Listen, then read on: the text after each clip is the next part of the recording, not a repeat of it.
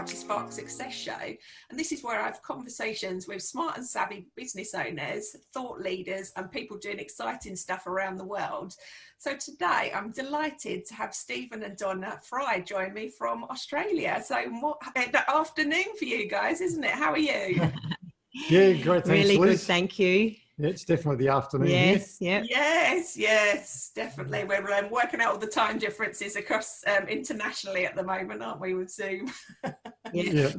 So I'll just tell the listeners a bit about you, and then I'll ask you to tell us a bit more about your challenge. So you guys are hosts of the Adelaide Entrepreneurs podcast, and the reason why I wanted to get you on today is your exciting challenge that you've set yourselves, which is a 366-day challenge to meet a new person every day for 366 days. Where you meet them, ask them a question, and get to know a little bit about them. So do you want to just introduce yourselves and tell us how you came to sort of bring about this challenge and what number you're up to at the moment? Yes. Yeah, so that's very nice, Liz. So thank you very much for asking us to come here and talk. Yeah, so I guess briefly, we back in just 27th of December, we just decided to meet someone every day for 360 days, sorry, November. And it's a bit of a long story, so we'll wait to see when we got questions. But the main reason we started it, just so that we could learn how to connect and talk to people. Because my background, and Donna can help me to say this one. Stephen describes himself as a recovering socially awkward engineer. Oh, wow. Which is a fairly apt description. Yes, I was always the chatty one and Stephen was the quiet one. So we had to figure out how we could kind of even ourselves out, I guess. Yeah, so that's why one of the things, to change myself, I wanted to learn how better to connect with people. So, but it's not an idea that we came up with. 4 years ago, there was a guy in Seattle who talked to someone every day for a year. And when I heard about that, I thought, geez, that's a great idea, talk to someone every day. And then I thought, but how does someone do that? Like, how do they do that? So the thought actually sat in our mind for about 12 months. And part of that 12 months, one of the things Donna and I did was to learn how to connect with people. We went to every event in Adelaide. Everywhere there was an event, we went to all these different events to learn how to just connect and talk to people. So I guess that helped us as well with our, with our skill and our. So it was about 12 months in November when we decided. Well, I decided, like, it was in my mind for over 12 months, and eventually it was like, yeah, we've got to do this. And Donna sort of came along for the ride. Yeah. You might want to describe how we started it. Oh, yeah, sure. So we sort of, as Stephen said, we went to lots of events and we're always out sort of just doing something. And we were out somewhere one day at an event, and as we were leaving, we walked outside and there was a young lady sitting there. By her uniform, and that it was obvious she'd just come from work. So being me, I said hello because I usually am the one that says hello. And then we started to chat to her, and then Stephen started to talk to her, and he says, "Oh, I've got a question for you, if that's okay." And I'm like, "Oh, wonder where this is going."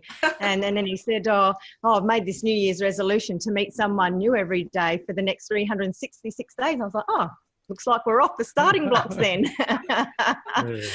Oh, amazing. And do you, those questions that, you're asking people when you meet them, is it a different question each time, or are you wanting to know the same thing about each? Good question. So when we started it, it was all just about, what we learnt was talk to people without an agenda, just to talk and get to know people.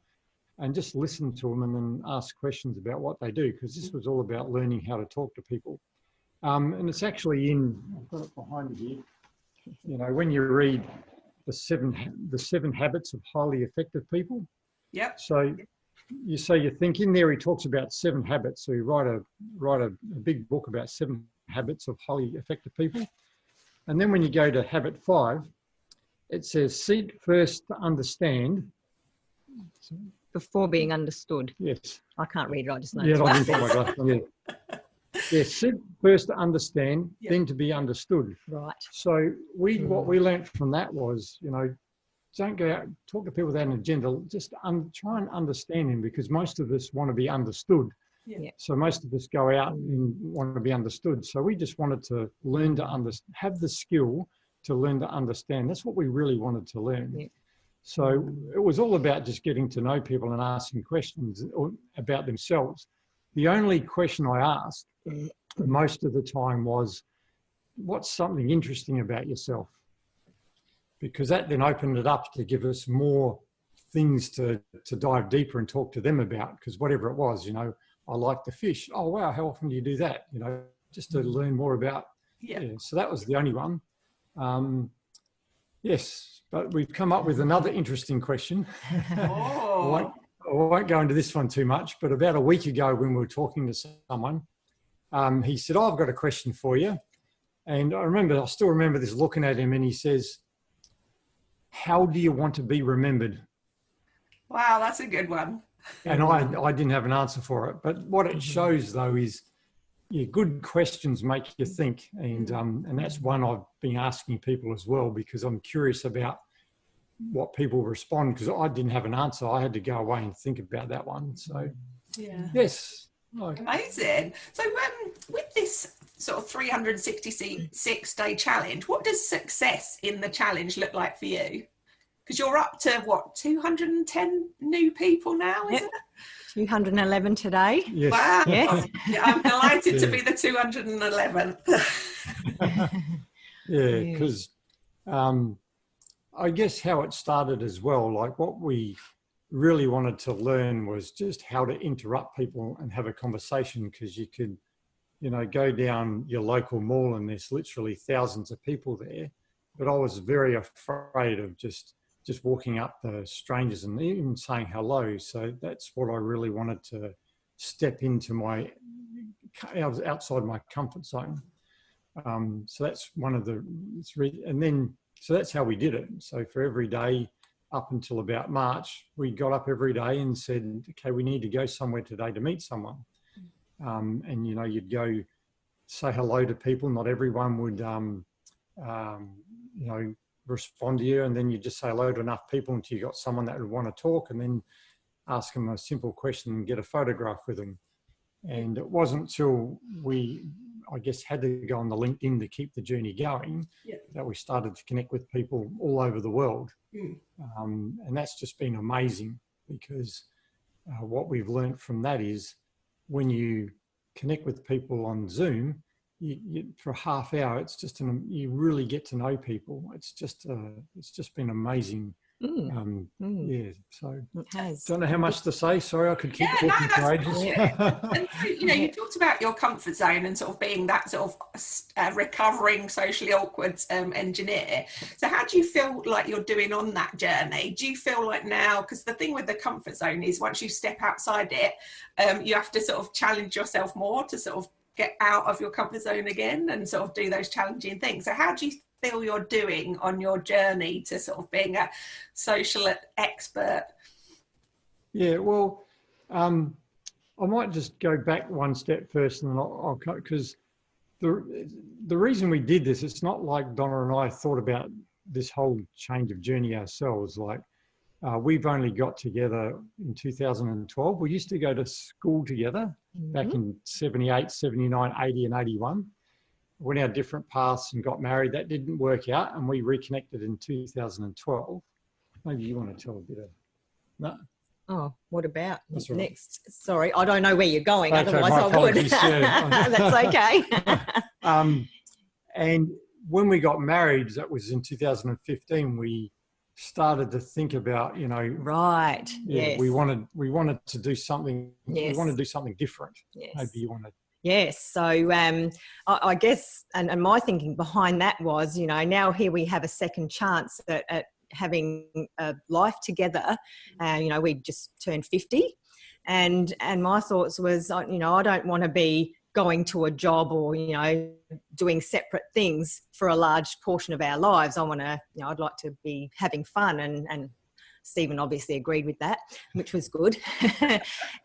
So we kind of racked our brains for a while about what can we do that's together, and we came up with what do we want it to look like, and what we wanted it to look like pretty much had two criteria, and it was something we were doing together and something that was helping people. Mm. And then the thing is, though, when you look at what can we do to help people, and then you go, well, what have we ever done to help people? So how do we find out how we can do something and what we can do to help people, if that all makes sense? Yeah. So we went on a bit of a search for a year or so and looked at different things like franchises and businesses like that. And that was just really scary. So I'll let you go to the... So we didn't know what to do. So we heard about, or through a guy I worked with, someone that lived in Melbourne, which is 9 hours away, who you know, have a different lifestyle than us, you know. And I looked at him and said, how does someone do that? So we drove to Melbourne, hoping that we could find out from this guy something.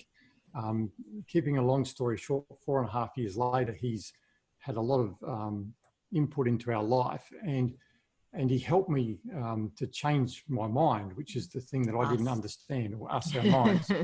And one of the things he said to me early was, if I'm going to help you, you're going to have to learn how to read. So I went down learning how to read, and that reading, you know, I never read. I hadn't read since I was at university. So it was that journey that made us understand that we have to change, and that we have to, you know, if I want to make an impact, then if I'm going to stay as an engineer, that is not going to happen, right? Because what I didn't realise also is that my whole self-image was tied up with my job. And what I now understand is that what I do is not who I am. Yeah, right? That is so key. Yeah. So that's all those steps that got us to this point where we decided to meet someone every day. So I had to describe that, because what we've learned from the journey has been amazing, like mind-blowing, really. So just, I guess, a couple of things that we've learnt so far is, and it's a bit of a cliche because I've heard this ever since everyone was restricted, is you can only control what you can control. And it is so true, because when we started to meet people and even connect with them on LinkedIn, all I can do is control what I believe is the right thing, which is to reach out and connect. If they choose not to connect, or they choose not to say hello, that's not a reflection on me, that's a reflection on them, right, so to speak. So, because what I started out doing is every person that didn't say hello to me, or every person that didn't want to connect with me, I took it as, what am I doing wrong? Yeah. Well, I'm not doing anything wrong. I'm doing what I can do, which is reaching out. If they choose not to respond, then that's a reflection on them. Yeah. Then we went one step further, which I didn't understand, which is so we got to the point where it's not a reflection on us. Then I had to go to the next step, which is, and I can't judge them either, because I don't know what's going on in their life that decided them not to say hello or respond to me. Because it was easy to say, you know, the first step, which is, okay, it's not my fault, it's their fault. Like, yeah, they don't want to talk to me. They're just grumpy. Yeah. Then we learnt that we shouldn't judge them either, right? And that was just an amazing thing to learn. And what's the other big thing that we've learnt? Oh, a couple of things that we learned about ourselves really early on, and was just about, excuse me, about judgment again, because sometimes, sorry, I got a bit of a frog. Sometimes when we'd be approaching a person, like just as an example, and this is the place that it really hit home to me. And we were at the gym late one night, and it was pretty early on in the piece, and it was late. We hadn't met anyone that day, and we're like, oh, if we don't meet someone, you know, what are we going to do? It's nearly midnight. And we were leaving the gym, and there was a guy sitting there, and he was a very huge muscly guy, and he was covered in tattoos, and he had headphones on, and he was looking down at his phone, and that's a person to me that looks scary. Yeah. And I just look at a person and go, oh, I'm not going to say hello to him because he looks a bit scary. And I was thinking, because I could see Stephen looking at him, and I'm thinking, oh no, don't, because like, what if he's angry at us interrupting him, what he's doing, or something like that. And then Stephen just says to him, oh, gee, mate, you've got really big arms. And he looked up and he took off his headphones, and he stood up and said, oh, thanks, mate. And he stood, and we had this fantastic conversation, and he was such a lovely young man. And to me, it was like, it was almost a physical smack. Yeah. When we were leaving, I thought, I really judged that guy. Yeah. Yeah. I really did. And I had to be grateful that had happened, because, I needed to know that. And it's so easy to do. And I really, really, or both of us really make the effort now to never judge anyone on anything based on appearance or what they're doing, or, even if I saw someone yelling and shouting, rather than go, oh, what a weirdo, I might go up and say, excuse me, are you okay? Yeah. That kind of thing, because it's so easy to judge, but we just have no idea of what anybody is like. Yeah. I suppose that's why this challenge has been so, because it's been positive on a number of aspects. Yes. So for you, Stephen, just to sort of get out of your comfort zone and be more sociable and not so worried about sort of starting up that conversation. But also on the other side, we're giving lots of, hundreds of different people the chance to tell their story, and for you to share that with your audiences on LinkedIn and Instagram. So I think that's fantastic what you're doing. So in terms of the sort of challenge itself, what do you think's been the biggest, and I'll ask you first, Donna, what do you think's been the biggest factor that's helped this challenge and you guys be so successful within it? To be honest, I really am not sure, because we're actually quite surprised at how things took off. To us, it was a little journey of learning how to go out and connect with people, for Stephen to learn how to be bolder and talk, and for me to learn to be quiet and listen. And I guess, the success we saw is just in continuing to that journey and sticking to it, and not letting anything, and even when the restrictions came in, okay, well, we've made this, this journey, we've started it, so we're not going to let anything stop us. And then going on to LinkedIn, but then just from meeting some people on LinkedIn that had so many connections and said, oh, gee, I'm going to connect you with this person and that person. And then it just snowballed out of, we just really were so surprised. So yeah, I guess perhaps the success is in sticking to how we set out, which is to connect with people and be friendly with no agenda. We'd like to add value to people just by being nice, I guess, and just by, lots of people want to tell their story, and lots of people want to be heard and want to make friends. And there's also a lot of people that I think are probably suffering during isolation. And I think that it's just been lovely for them.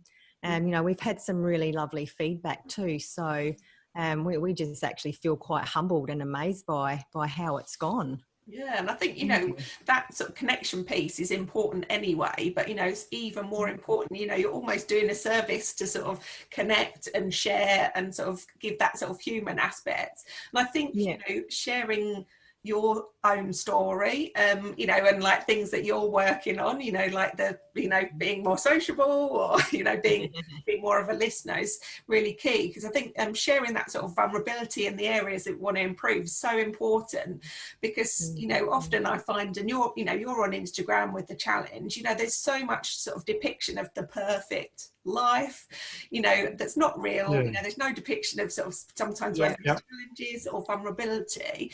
And I think, what you're doing is sort of asking a sort of really important question to so many people, and sort of sharing that, and sharing the successes, but also sharing some of the challenges as well. So Stephen, for you, what do you think's been the biggest factor in the success of the challenge so far?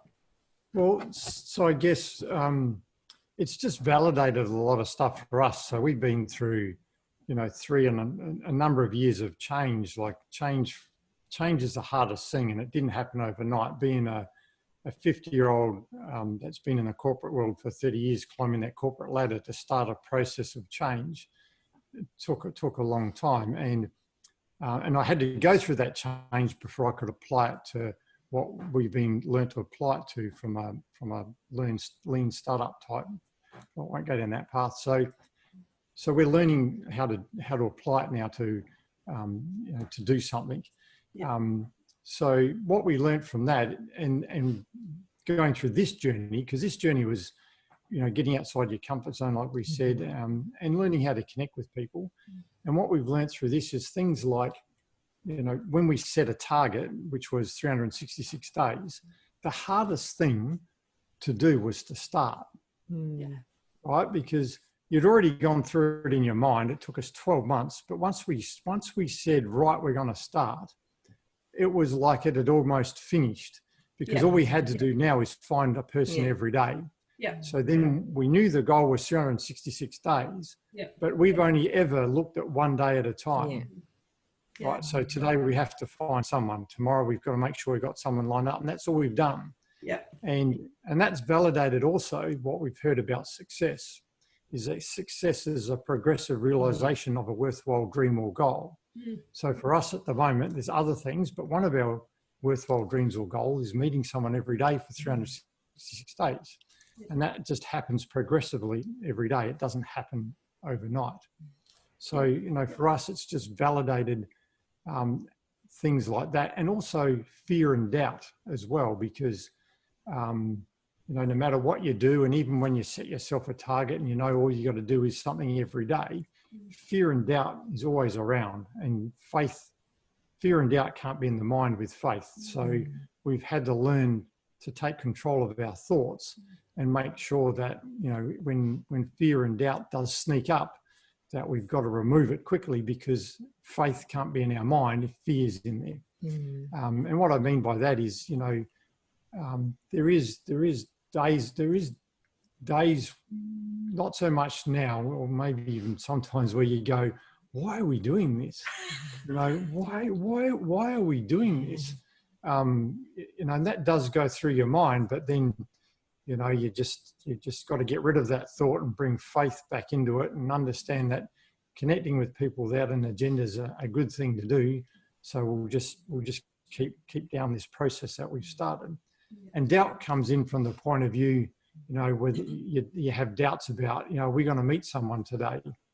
Not so much now with LinkedIn, because it's gone the opposite way, is, can we fit everyone in that we want to talk to, as opposed to, but there was some days where it was, touch and go. Yeah, I remember one night, just as we started on LinkedIn, it was 7 o'clock on a Saturday night, and the two people we were meant to talk to, fell through. So here we are at 7 o'clock on a Saturday night, sitting right here at this desk going, what do we do? So we ended up jumping onto a few people that we had met overseas and said, hey, look, can you help us? Have you got anyone you can share with?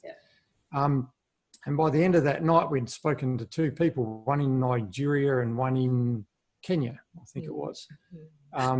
So doubt, if I had doubt and I kept the doubt in my mind, then we wouldn't have thought of.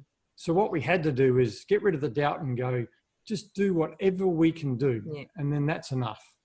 We can't do any more than what we can do, but let's just do everything we possibly can do. So come midnight, we've done everything we could have done, and we'll just move on. Yeah, you mentioned two really interesting points, or a lot of interesting points, but things that stuck in for me, and it's what I talk about a lot, is the fear factor. And breaking things down into sort of manageable chunks. So, if you'd looked ahead and thought, God, and all those worries in that sort of year of planning of how are we going to meet all these people? Where are we going to find them? If you'd have thought as a sort of one huge target, it just seems insurmountable. But, when you break it down, think, well, it's only just one person, that I can meet at the gym or at the store or online on LinkedIn or, Instagram. So I think that's important to sort of not be sort of scared off by that bigger target. And I think also, and I'm sure what you found, and I think you mentioned, Donna, about, we've started on the challenge today as a bit of a shock, but often it's that fear factor. It's, it's often like 1,000 times more scary to be worrying about starting something than when you actually start it. You just think, why didn't I start this before? In What fact, was I worried about? exactly. I was having this conversation with someone yesterday who was thinking about starting their own business. And they were sort of very, concerned and anxious. And, I sort of reassured them that actually the worries are like so much worse than actually starting it and just taking every day at a time, and building towards that bigger goal. So I think that's really important. So you mentioned the gym and meeting that guy with the big muscles at the gym. So that's obviously one of your habits and success habits. But what are the other things would you say that you have that sort of lead towards your success?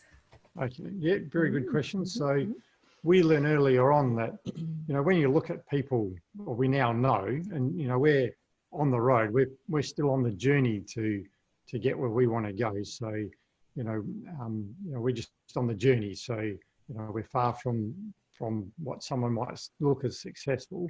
But our journey has taught us things like, that's gone from my mind now. Oh, habits.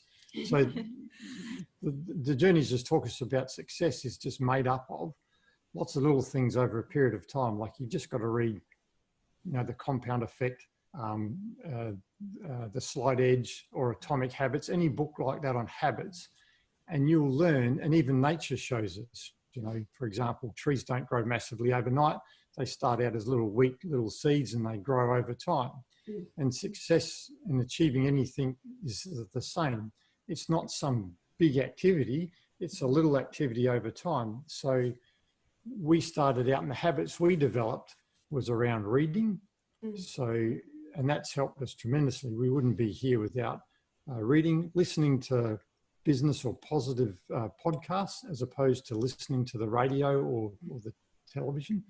So, reading, listening, and associating with other people. Because again, I remember, his name slipped my mind, but I remember someone saying that you and I will be the same person as we are today in 5 years' time, except for two things: the books we read and the people we associate with. Because if you continue to associate with, for me, if I continue to associate with working engineers, then the level that I can rise to will be limited to the same level as them. So I had to change that. I had to change that. So for us, the success habits were around little things like reading, and it was all around changing ourselves. We had to change ourselves first. We now understand. So yeah, that's just helped us transfer into into all sorts of things, this being one of them.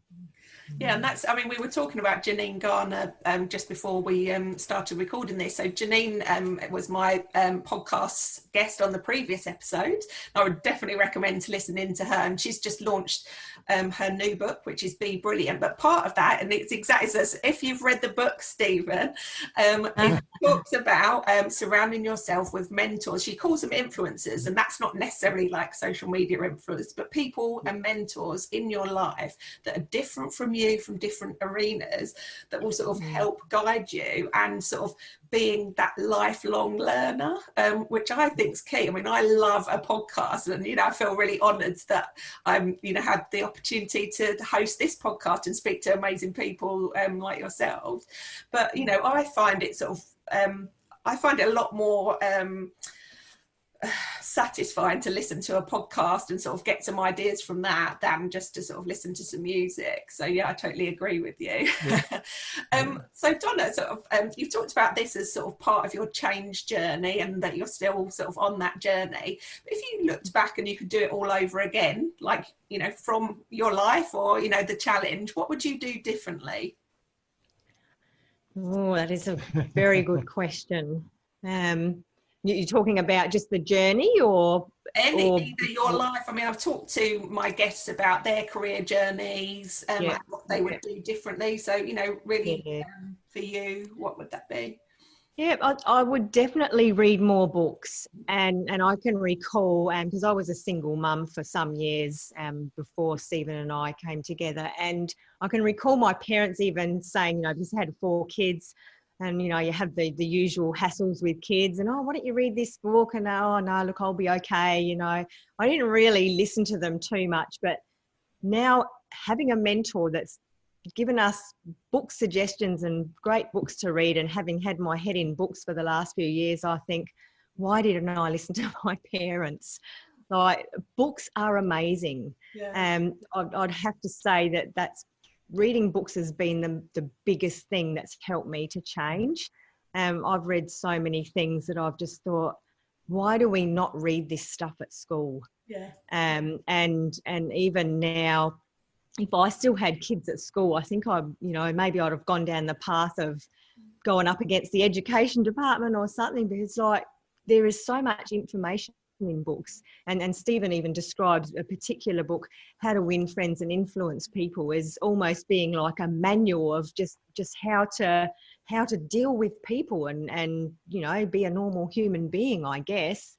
There's just so much that would definitely be one of the things I would do, and also probably seeking out people who thought the same as me, because I was always a bit different, I guess, and I didn't really fit in any crowd, and I understand why now, but I guess I never really understood the concept of go and find people that are kind of my tribe, so to speak, and now that I have, it's just like, oh wow, you know, I wish I had known this years ago.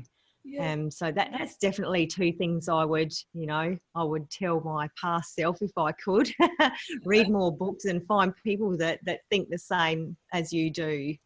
Yeah, and I think, you know, that's exactly right what you were saying about, you know, finding your tribe. And, you know, my previous guests have talked about, I mean, Stephen, you mentioned about sort of being in the corporate career, you know, engineering for 30 years, and how that sort of, you know, and the sort of mindset. And I always find in certain industries, it's a certain mindset and can be sort of personality type that lean themselves more towards certain careers and roles, but you know, finding that tribe and finding people that, you know, are doing exciting things, and you know, are sort of leading the way and doing interesting things, doing challenges and, you know, different things that benefit not only them and their personal journey, but sort of other people and clients and people they're sharing it with. So I think, you know, that journey is really key, and sort of the lifelong learners and sort of books is amazing, definitely.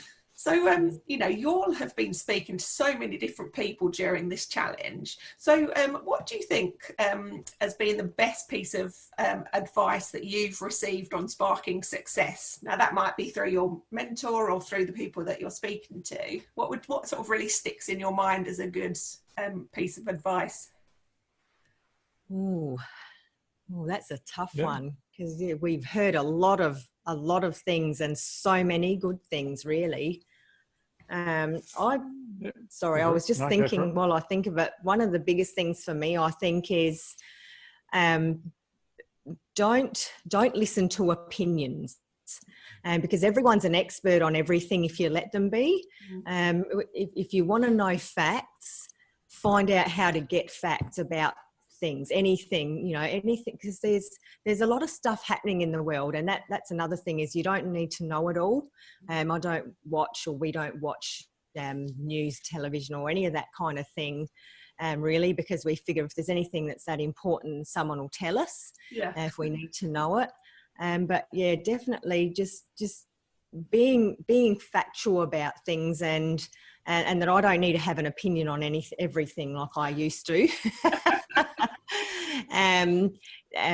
More about just finding facts and doing proper research to know what's happening and what you're talking about, I guess. Amazing. And you, Stephen, what do you think sticks in your mind as the best piece of advice on success? And well, the biggest thing for me to learn, because this is never something in my life until I was in my 50s, is clarity around where you want to be. And if you look at Napoleon Hill, who wrote Think and Grow Rich. Thank you. My mind keeps going blank every now and again. The number one book about personal development that's ever been written. You know, it took him 20 years to gather the information to write the book, and he came up with 17 principles of success. And the first one is desire. And we've learned to have absolute clarity around what you want to achieve. And when you speak to most people and you ask them what you'd like to achieve 5 years from now, they tend to describe where they're going to be in their job or their business, which is actually not the question. The question is, what do you want your life to be like 5 years from now? How, you know, what do you want to be doing? What's important to you? Because until you answer that question, you don't know whether the vehicle you're driving, so to speak, being the job or business, can actually get you to that destination. Absolutely. You have no idea. And so it's clarity around what's important to you and what you want to achieve in your life, and then find a way to get it, which may or may not be what you're doing, but you don't know that until you get the clarity. And that's just intuitive, not the same as what, you know, when you grow up, you just, no one asks you that question. They ask you, what do you want to do? What do you want to be when you grow up? Yeah. What do you want to do when you grow up? It's not about, you know, what would you like your life to be like? What would you like your life to be like? How would you like to live your life? You know, because, hey, I'd like to travel 6 months, twice a year. Well, okay, that's very hard to do if I'm going to climb a corporate ladder. So you got to figure out what you want to do first. So yeah, most definitely clarity around what it is you want to achieve in your life, because, you know, that's where the success is the progressive realization of a worthwhile dream or goal. You've got to have a worthwhile dream or goal to start with, which could be whatever's important to you, whatever that might be. Right. I mean, one of my previous guests, Louise Thompson, in episode 1, she talks about sort of that piece exactly of sort of knowing where you want to be, and having that as your North Star that guides you in the right direction and that you work backwards from. You know, a lot of plans and things, people start from the actions, and then, you know, that leads to the sort of end result. Now, that's a sort of wrong way of doing it. If you're thinking about your where you want to get to, then everything under that, your projects, your directions, your, you know, ethos, mindset will lead up to that goal. So, you know, that's exactly the right approach. I love that. So it's been absolutely fascinating hear about your challenge, and I look forward to sort of keeping up to date with how you're getting on and reading about all the stories and exciting questions that you're asking the guests. So do keep us updated, and maybe after the 366 days we'll get you back. Cool. No, that'll be fun. Awesome. If you're not exhausted after meeting. We might need a day off. We'll do it on the 368th day. Brilliant. Well, thanks so much. Thank you, Liz. We'll link you up with Janine Garner, because I know she was super keen to be one of your 366 people. Cool. Fantastic. Thank you so much, Liz. Thanks it's been a lot, great Liz. talking to you. Amazing. And so join me for the next episode of How to Spark Success, where I'll be speaking to co-founders of We Coffee, which is an amazing co-working space in and around London. So that's Ben Carew and Arnaud Manigon. And it's all about working from anywhere in free and unique co-working spaces with a community of collaborators. So that's going to be a really interesting episode. So and if you have been inspired by what you've heard today and part of the podcast, and you'd like to spark your own success, then get in touch for a free consultation at sparksucceed.co.uk, where you'll be working with me, Liz Hamlet, Success Coach. So thanks so much, Stephen and Donna, for joining me from Australia, and you can go and have a nice evening now. Relax and put your feet up. Thank you, Liz. Thanks very much. Take care. Bye. Bye.